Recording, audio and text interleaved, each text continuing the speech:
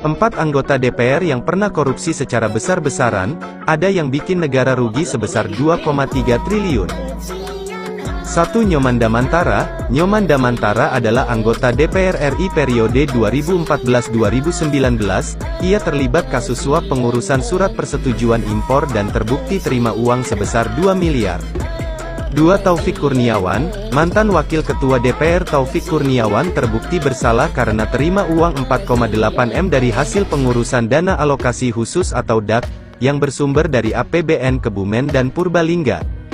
3. Aziz Syamsuddin. Aziz menjadi tersangka kasus suap terhadap bekas penyidik KPK Robin Patuju, guna mengurus penanganan kasus korupsi dana alokasi khusus Lampung Tengah. 4. Setia Novanto. Mantan Ketua DPR ini terbukti bersalah karena telah menggelapkan dana proyek EKTP, akibat ulahnya itu negara mengalami kerugian sebesar 2,3 triliun rupiah.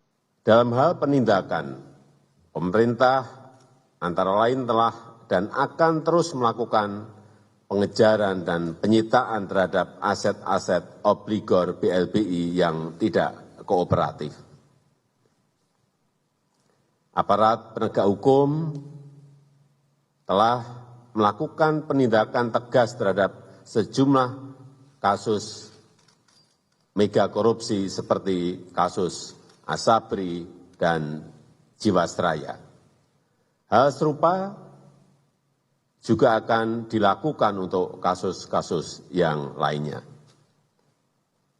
Untuk itu, saya ingatkan kembali kepada aparat penegak hukum untuk memproses tindakan pidana tanpa pandang bulu dan tanpa tebang pilih.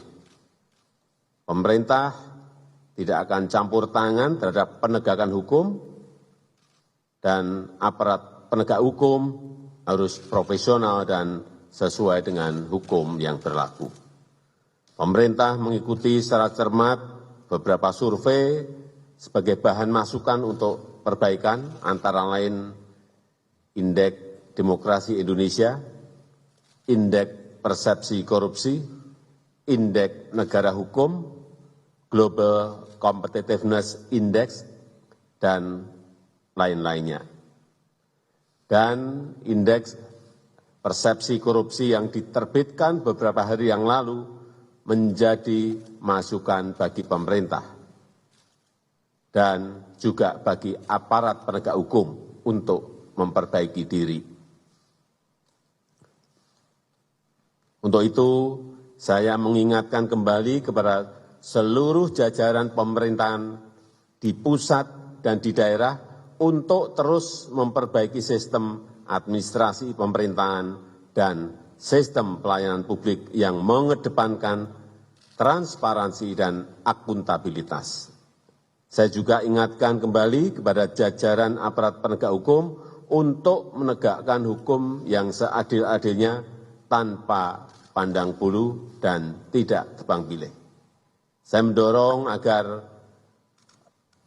RUU tentang perampasan aset dalam tindak pidana dapat segera diundangkan, dan RUU pembatasan transaksi uang kartal segera dimulai pembahasannya.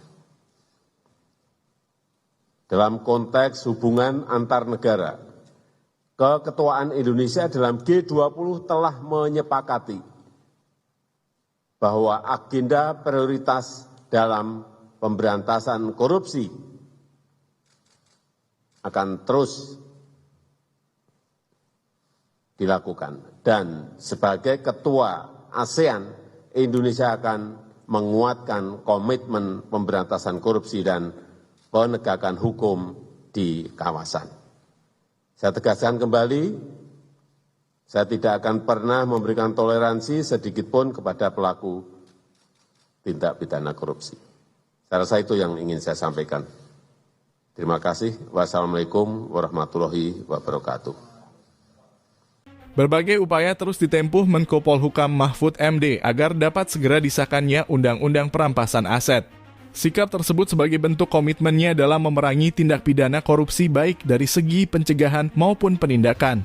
UU ini penting untuk pemberantasan korupsi. Kita akan cari caranya. Kita juga akan mengubah UU KPK supaya lebih diperkuat.